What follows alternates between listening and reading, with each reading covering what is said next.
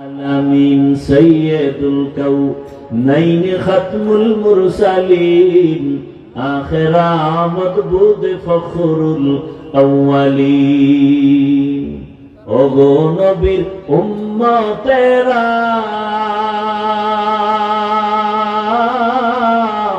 হয়ে আজি দিশাহারা কোরআন হাদিসের চলো যখন যাহা চায় মনে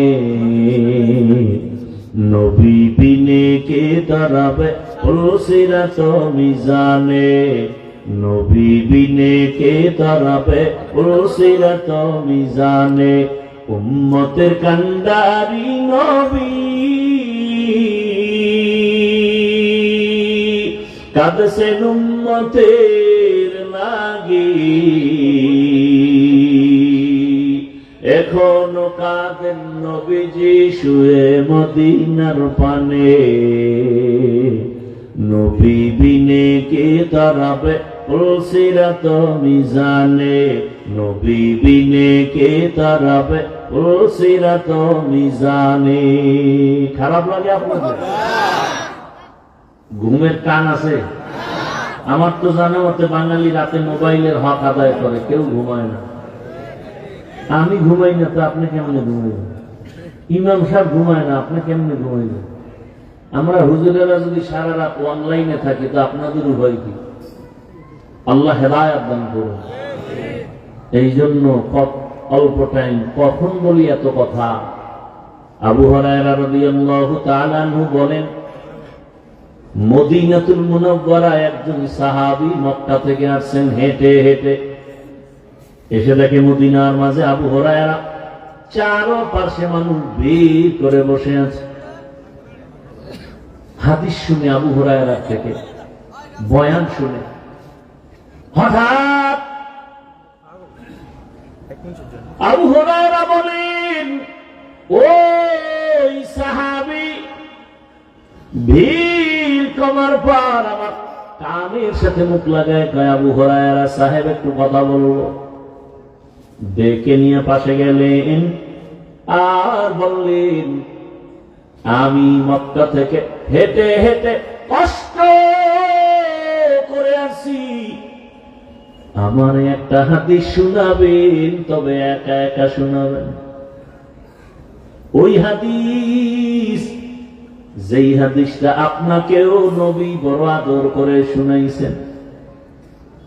আবু হুরায়রা বলেন, আমি তার হাতটা ধরে মদিনা এক পাশে একটা নির্জন ঘরের মধ্যে চলে গেলাম। ওখানে যাইয়া ওই সাহাবী ভাইকে বসাইয়া আবু হুরায়রা বলেন, এই ভাই, রহমতের নবী এমন একটা নির্জন জায়গায় আমি আবু হুরায়রাকে বসাইয়া একটা হাদিস শুনাইছিলেন, কেউ ছিল না, নবী আর আমি। ওই বইলেই একটা চিৎকার দিয়ে আবু হুরায়রা বেহুশ হয়ে গেছে। সাহাবী ভয় পেয়ে গেলেন। হুঁশে আসার পরে আবার সাহাবী আবু হুরায়রা বলেন, রহমতের নবী আমাকে এইভাবে নির্জনে বসাইয়া নবী আর আমি ছাড়া কেউ নাই একটা হাদিস শুনাইছেন, ওই হাদিসটা তোমার আজ শোনাবো। আবার বেউ আবু হুরায়রা চোখের পানি ছেড়ে কান্না করে বেউসা আবার হুঁশে আসলেন।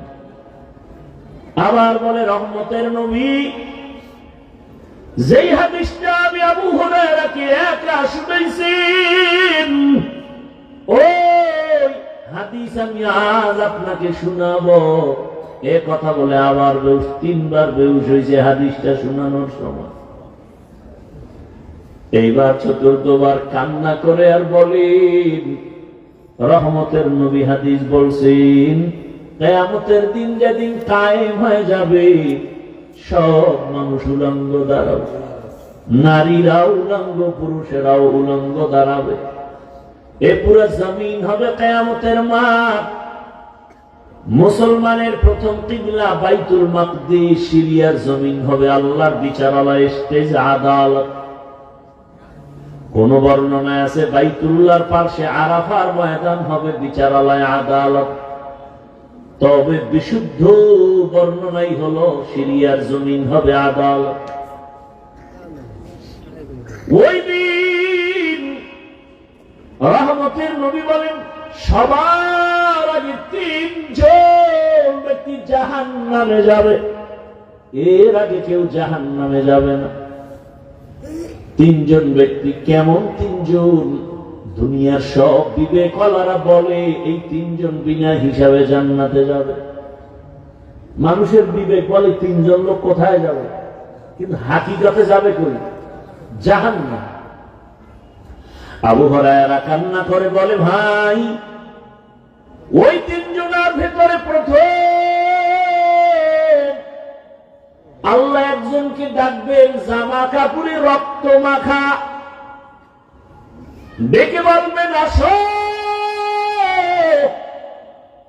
তোমার শরীরের জামা কাপড়ে রক্ত লাগানো কেন?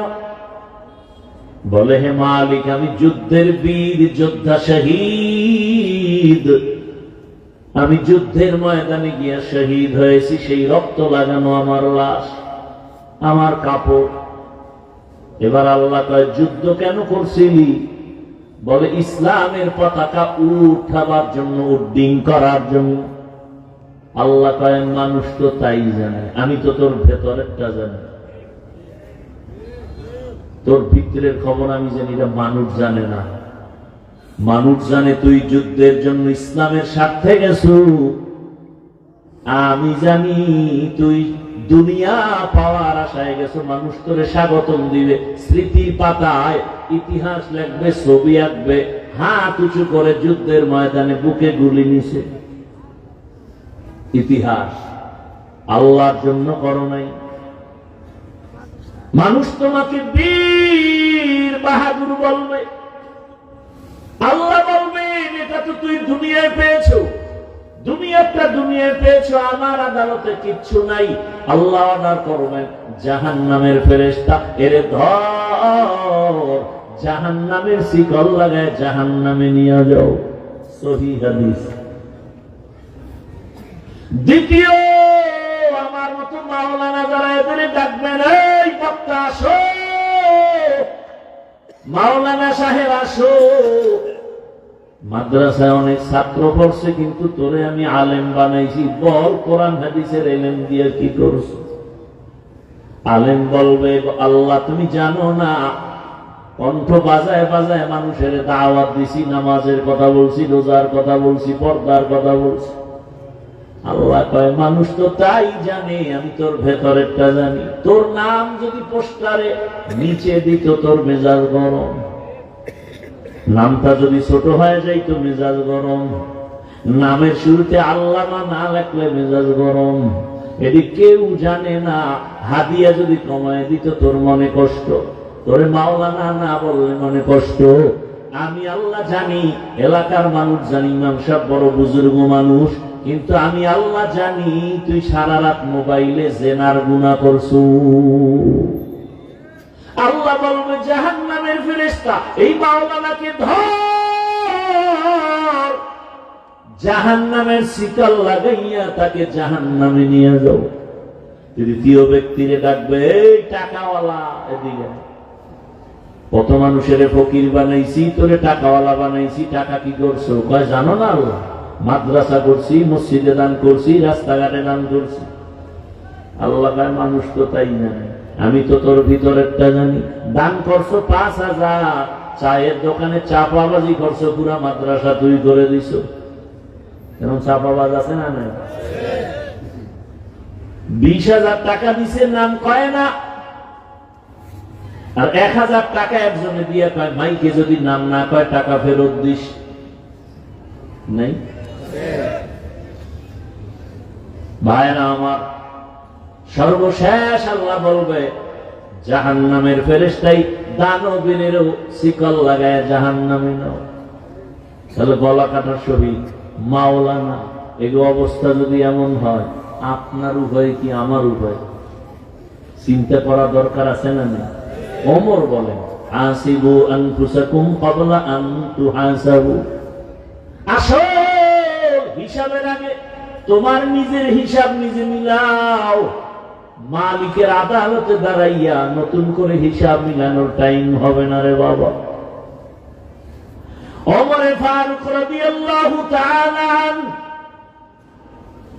কত বড় সন্ত্রাসী, 27 বছরের নবীর কল্লা কাটতে গিয়া কালেমাওয়ালা হয়ে গেল। এনে নবীর আশিক, রহমতের নবী আমার, কত দামি, রসুলের চেহারাটার দিকে খালি একবার তাকাইলে 1 সপ্তাহের ক্ষুধা নিবারণ হয়ে যেত। আরো আস্তে করে বলে, আর কিছুক্ষণ বয়ান শুনবেন না ধৈর্য হারাই ফেলতেছেন? আল্লাহ সবাইকে কবুল করুন। ভাইরা আমার, রহমতের নবী আমার এমন আদর্শ উম্মতের কাছে রেখে গেছেন। নবী বলেন, আমি বিদায় নিলাম, কিয়ামত পর্যন্ত উম্মতের শান্তির পথ দেখাবে একমাত্র উলামায়ে কেরাম। নিঃস্বার্থভাবে দেখাবেন। দুনিয়াতে সব স্বার্থপর। আমার মালিক আপনাকে আমাকে এত দয়া করছেন, কোন স্বার্থ নাই। আল্লাহ যদি স্বার্থপর হইতেন, আল্লাহ তা পানি বাতাস সব ভোগ করিয়া আমরা যারা আল্লাহরে মানি না, ঘুমের মধ্যে আমাদের মেরে ফেলতেন। বরং আল্লাহ মারেন না। করোনার মতো বিপদও আল্লাহ আমাকে বাঁচায় রাখছেন। আল্লাহ না মেরে বারবার ডাকে, আসো, তওবার পথে আসো। একবার কবি, ইয়া রব্বি গফিরলি, আল্লাহ মাফ করো, তোর গুনাহ মাফ। এমনকি এই ময়দানে যারা আসছেন, আল্লাহ পাক এইরকম একটা মজলিস আরশে আজিমের মধ্যে ফেরেশতার মাধ্যমে আল্লাহ মিলাইয়া বক্তা হিসাবে আল্লাহ বয়ান করেন, আমাদের প্রশংসা করেন। আর ফেরেশতাদের বলেন, এলিঙ্গার ওই কলেজ মাঠে যারা আসছে কোরআনের মহব্বতে, ঘোষণা দিয়ে দিলাম তাদের জীবনের সব গুনাহ মাফ।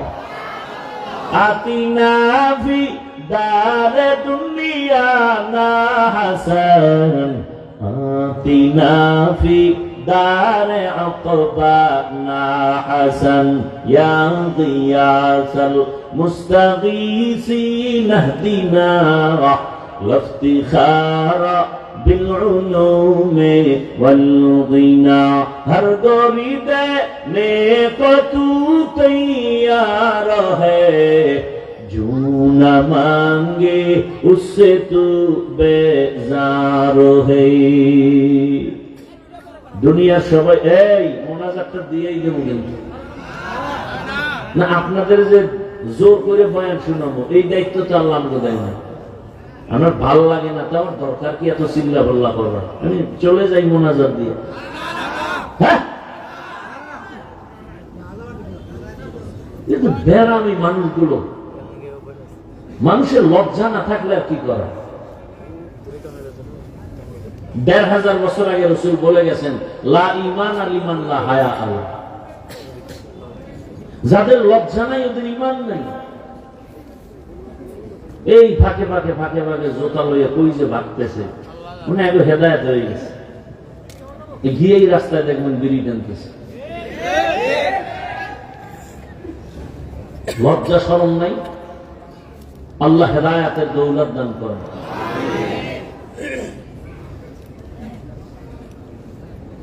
ভাইরা আমার, আল্লাহ তাআলা মানুষ কেন বানাইলেন? আল্লাহ বলেন, আমি মানুষ বানাই নাই। এরপরে বলে, না না, আমি মানুষ বানাইছি একটা কাজের জন্য, ইবাদত। কি কাজ? দুনিয়ার মানুষের আর কোনো কাজ নাই, কাজ একটা, নাম কি? ইবাদত। মা খালাকাতুল জিন্না ওয়াল ইনসি বাখা, জুজ ইবাদত মিস্তে মাকসুদ আজ-জাহা। আল্লাহ ইবাদতের জন্য মানুষ বানাইছেন। মানুষের জীবনে একটাই কাজ, আর কোনো কাজ নাই। ওয়ামা খালাকুতুল জিন্না ওয়াল ইনসা ইল্লা লিয়াবুদুন।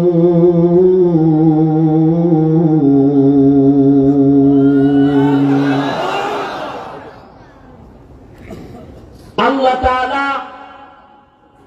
লিয়াবুদুনের ব্যাখ্যায় অনেক মুফাসসিরিনে কেরাম লিখছেন লিয়ারিফুন। আরাফা ইয়ারিফু থেকে মারিফত। আয়াতের তরজমা হলো আমি মানুষ বানাবার একমাত্র কারণ আমার মারিফত অর্জন করার জন্য। মারিফত মানে পরিচয় লাভ করা। কার পরিচয়? ইয়া ইলাহি মুঝসে মুঝকো দূর কর, তাকে দেখো मुझ में तुझको एक नजर। या इलाही तू मेरा महबूद है, या इलाही तू मेरा माशूक है।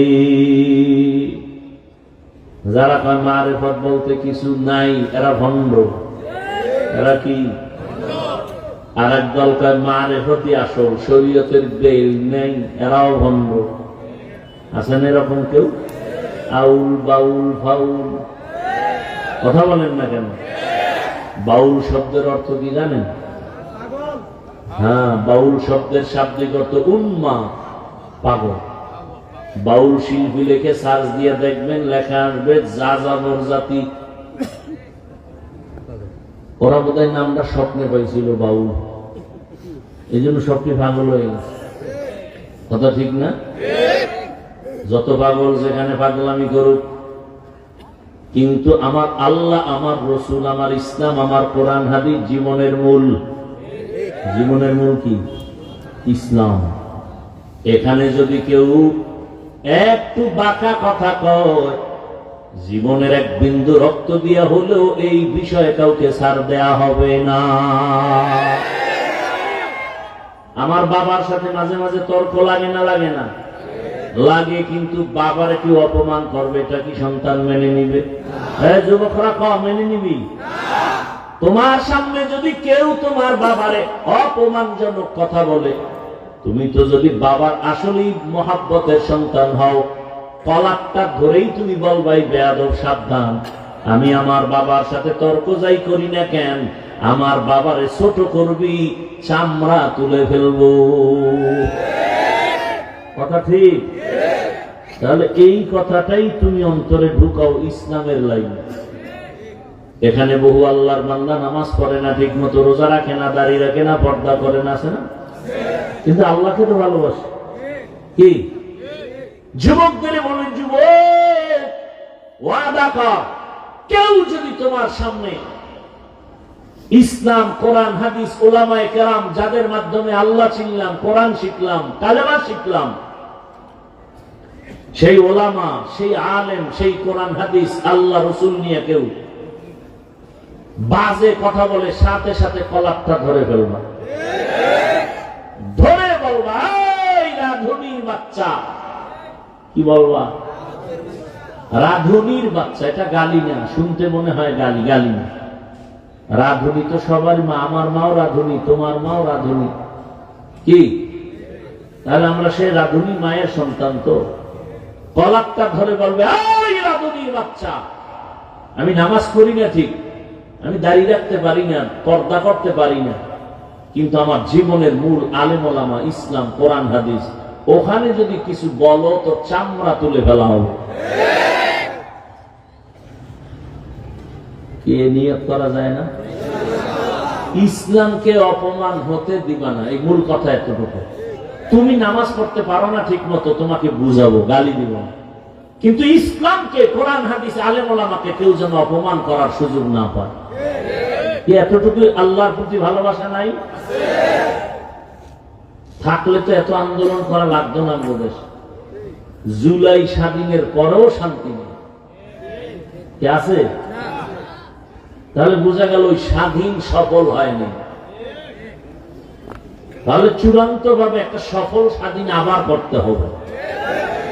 যেই সফল স্বাধীন হবে আমার দেশের হিন্দুরা নিরাপদে চলবে, খ্রিস্টান নিরাপদে চলবে, ব্যবসায়ী নিরাপদে চলবে, আমার বোন আমার মা ইজ্জত নিয়ে চলবে, কেউ চোখ তুলতে পারবে না।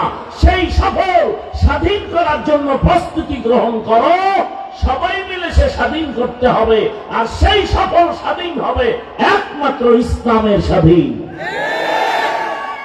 কিসের স্বাধীন? ইসলামের স্বাধীন। ইসলাম যদি আমার দেশে বাস্তবায়ন হয়ে যায়, আমার দেশে কোনো মানুষ না খেয়ে থাকবে না, ডাস্টবিনে কেউ পচা খাবার খাবে না। ইসলাম আসলে সব গরিব ধনী হয়ে যাবে, সব চোরেরা ভালো হইয়া টাকার মালিক হয়ে যাবে, বাড়ির মালিক হয়ে যাবে, গাড়ির মালিক হয়ে যাবে। আমি চ্যালেঞ্জ দিয়ে বলছি, তুমি ইসলাম বুঝো না, এই আলোচনাগুলো হয় না, এই জন্য মানুষ মনে করে ইসলাম আইলে আমি বিড়ি টাননেওয়ালার উপায় কি। পৃথিবীর একজন আলেম কুল শিরোমণি শাহ আতাউল্লাহ বুখারী বয়ান করতেছেন জান্নাতের বয়ান। মা তাশতাহি আনফুসুকুম, জান্নাতে গিয়া যা চাইবা তাই পাইবা। একজন কয় বিড়ি পাওয়া যাইব নি? যেমন প্রশ্ন তেমন জবাব। হযরত বললেন বিড়ি যদিও পাও, তবে আগুন আনতে তো জাহান্নামে যেতে হবে, জান্নাতে তো আগুন নেই। আর জাহান্নামে যদি বিড়ি ধরাইতে যাও, হেইনি জাকাত ফিরে টের পাবি যে কত ধানে কত চাল। ইসলাম যদি আমার সোনার বাংলায় কায়েম হয়, চোরের টেনশন আমি কেমনে চুরি করবো আর সংসার চালাম। ইসলাম যদি আমার দেশে আসে, বিড়ি করে টেনশন আমার বিড়ি টানার নেশার কি হবে? আছে না? এই বিষয়গুলো হুদা ধান্দা করে, চিন্তা করে না, জবাব পায় না, এই জন্য বহুত পেরেশানি আছে। আচ্ছা, এই যে প্যান্ডেলটা, এটা সুন্দর না? ভালো না খারাপ? আচ্ছা, এই প্যান্ডেলে কি এমন কেউ আছে বিড়ি টান? এরকম কেউ নাই? আচ্ছা, এই ওয়াজে আসার পরে 2-3 ঘন্টায় কয়টা বিড়ি টানছে? কেন এখানে লাগিলেই কেউ বই রয়েছে যে বিড়ি টানলেই ফিটা? হ্যাঁ, কেউ মাইক লয়ে বলছে এই বিড়ি টানা যাবে না, বলছে? তো ওই লোকটা একটা বিড়িও টানলো না, যে কুয়াশার ভিতরে কিচ্ছু দেখা যায় না, মুখে আগুন দেখা যায়। সেই লোকটা 2-3 ঘন্টা এখানে বয়ান শুনলো, একটা বিড়ির টান দিল না, চিন্তায়ও আসলো না। কারণটা সেই পরিবেশ। ইসলাম আসলে তো পুরো দেশের পরিবেশটা এমন হবে যে নিজের থেকেই বলবা যে এই পরিবেশে বিড়ি টানা যায় না, এই পরিবেশে আতর লাগানো না। চুরি করে কেন? অভাবে। আমার দেশে কিছু কিছু বেশিরভাগ চোর যারা গরিব, ওরা চুরি করে। অল্প সংখ্যক চোর গরিব, এরা অভাবের চুরি করে। বেশি আমাদের দেশের চোর হলো শিক্ষিত চোর। এই চোরগুলো চুরি করে স্বভাবে। স্বভাবের চোরের চুরি বন্ধ করতে লাগবে তাকওয়া। আর অভাবের চোরের চুরি বন্ধ করতে ইসলাম বলবে অর্থনীতি কায়েম করো। মুসলমানের অর্থনীতি, ইসলামের অর্থনীতি চলে আসলে সব গরিব ধনী হয়ে যাবে, যাকাত নেওয়ার লোক পাওয়া যাবে না। কারণ সব অর্থনীতি ইসলামের গরিবের সহযোগিতা করার জন্য। আর এই বর্তমান দুনিয়ার নাস্তিকতার অর্থনীতি ধনীকে আরো ধনী বানায়, গরিবের আরো ফকির বানায়। ব্যাংকে যাবেন যে আমারে 1 কোটি টাকা লোন দাও, কোন গরিব যদি দেয় দিবে? বড় লোক গেলে বলবে 1000 কোটি টাকা দেব। মানে তেলা মাথায় তেল, তেলা মাথায় তেল। তাহলে ইসলাম আসলে চোর যে অভাবে চুরি করে, সে অভাব থাকবে না, চুরি করবে কেন? আমরা বুঝি না যে ইসলাম কেমন শান্তি। হিন্দুরাও শান্তি পাবে ইসলাম আসলে, খ্রিস্টানরা শান্তি পাবে ইসলাম আসলে। সব মানুষ তার ইজ্জত নিয়ে নিরাপদে চলবে, কোনো টেনশন নেই। আর ইসলাম ছাড়া কোনদিন দুর্নীতি বন্ধ করা যাবে না, চুরি বন্ধ করা যাবে না। একদল কয় ইসলাম আসলে তো হাত থাকবে না, কাটতে ভালোই সব। সৌদি আরব সোরের হাত কাটে, মানে হাতওয়ালা কোনো মানুষই নেই। কি সৌদি আরবের কোনো মানুষ নাই হাতওয়ালা? চিন্তা মরাটার আর ওখানে খাইল কেন? আল্লাহ হেদায়েত দান করুন। আল্লাহরে এত দুর্বল মনে করছেন? আল্লাহ কোরআন ইসলামকে এত দুর্বল ভাইবেন না। আল্লাহ দিচ্ছেন ইসলাম মানুষের কল্যাণ, তো কল্যাণই হবে। দেখেন আমাদের দেশ তো ইসলামী আইনে চলে না, চলে, কিন্তু এরপর আমরা যারা ইসলাম নিয়ে বেঁচে আছে, আমাদের শান্তি আছে না নাই? আমাদের সম্মান আছে না নাই? এটাই প্রমাণ। ইসলাম আছে, শান্তি আছে। ইসলাম নাই, সেখানে শান্তি নেই। নাকি ওই পশুর মতো বিক্রি হবেন ভোটের আগের রাত্রে? আল্লাহ হেদায়েত দান করুন। ওয়ামা খালাকতুল জিন্না ওয়াল ইনসা ইল্লা লিয়াবুদুন। আল্লাহ তাআলা বলেন, ইবাদতের জন্য আমি মানুষ বানিয়েছি, আর কোনো কাজ নাই। মানুষের একমাত্র কাজ হলো ইবাদত। এবার আমি সংক্ষেপে বলছি ইবাদত কি এবং কেন এবং কিভাবে করো। মানুষের জীবনের প্রতিটি ক্ষেত্রে আল্লাহর হুকুমকে বাস্তবায়ন করার নাম ইবাদত। আল্লাহর হুকুম বাস্তবায়ন করো, এর নাম ইবাদত। কেন করব ইবাদত? বলে যে আল্লাহর দেওয়া সূর্যের আলো নিতেছি, বাতাস নিতেছি, যে আল্লাহর দেওয়া মুহাব্বতের কণ্ঠ দিয়ে কথা বলতেছি। আমার জবানের কথা এত সুন্দর, যিনি আমার এত সুন্দর কণ্ঠ দিছেন তিনি আরো কত সুন্দর। কথা বলেন না কেন? তার একটু দেখতে মনে চায় না? হ্যাঁ, তো ইবাদত করো। আল্লাহ কয় ইবাদত করবি, আমার সাথে হবে মোলাকাত, আমি পুরস্কার দিব তোরে জান্নাত। আতিনা ফি দারে দুনিয়া না হাসান, আতিনা ফি দারে উকবা না হাসান, ইয়া গিয়াসাল মুস্তাগীসিন ইহদিনা লাফতিখারা বিল উলুমে ওয়াল গিনা। ইবাদত কি? আল্লাহর হুকুম বাস্তবায়ন করার নাম ইবাদত। কেন করব?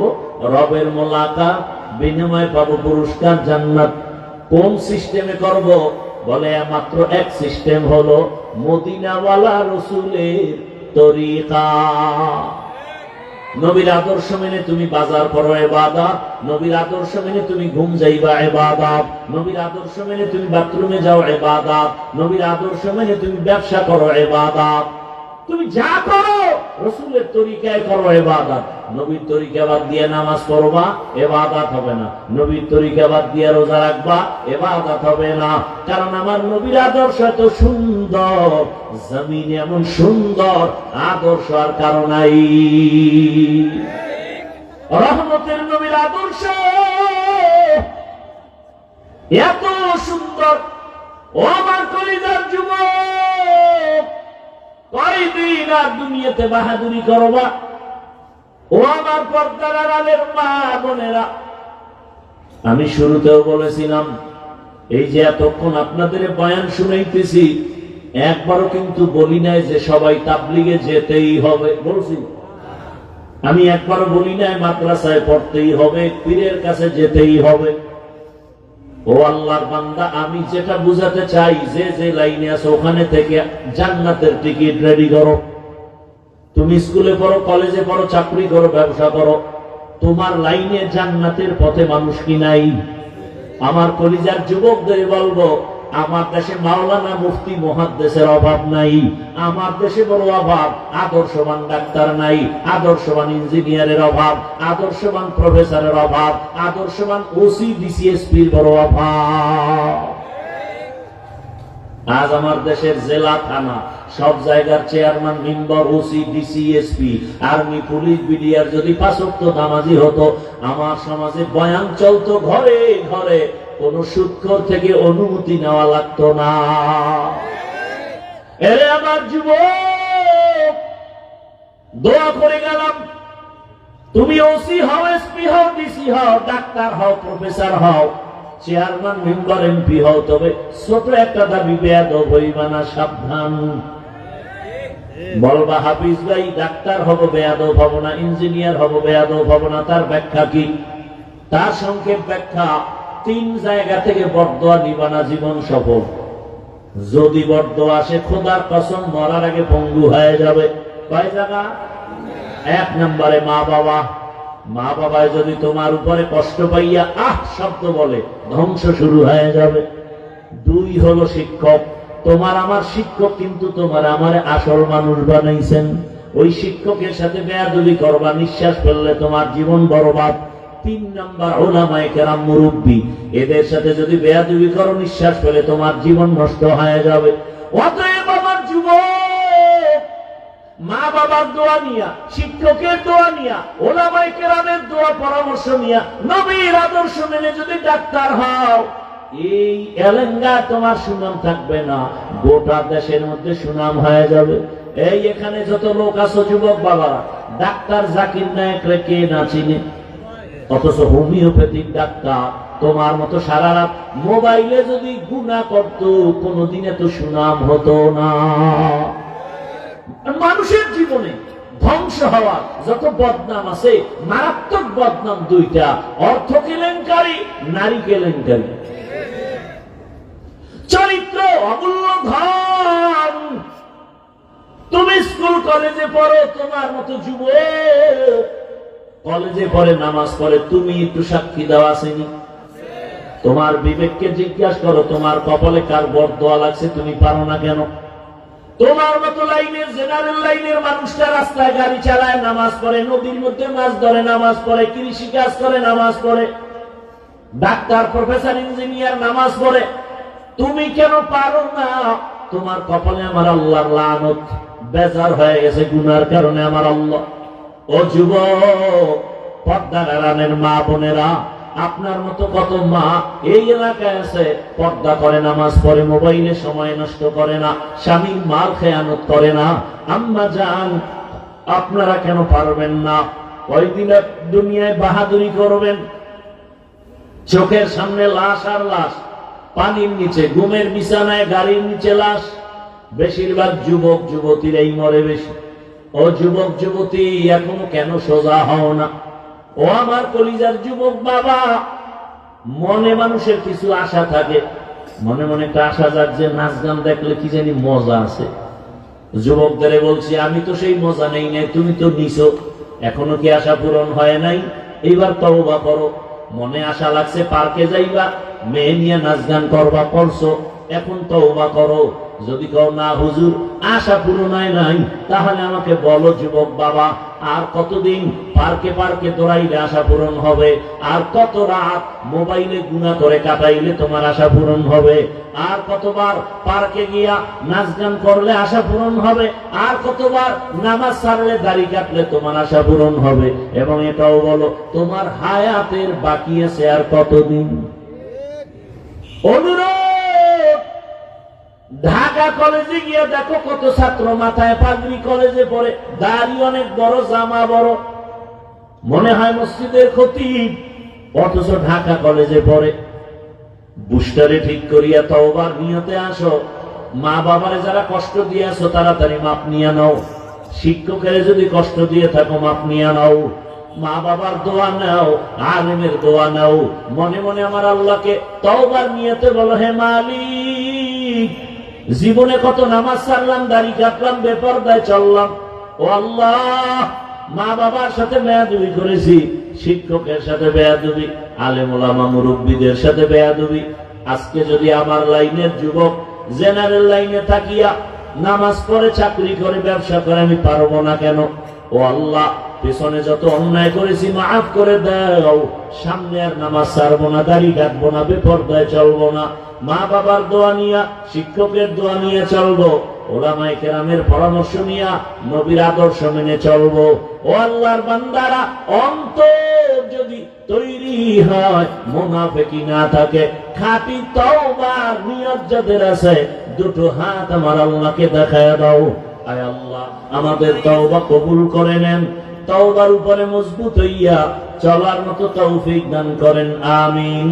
আলহামদুলিল্লাহি রাব্বিল আলামিন, ওয়াসসালাতু ওয়াসসালামু আলা سيد الأنبياء والمرسلين وعلى آله وأصحابه أجمعين يا أرحم الراحمين يا أرحم الراحمين يا أرحم الراحمين رب ارحمهما كما ربياني صغيرا اللهم إنك عفو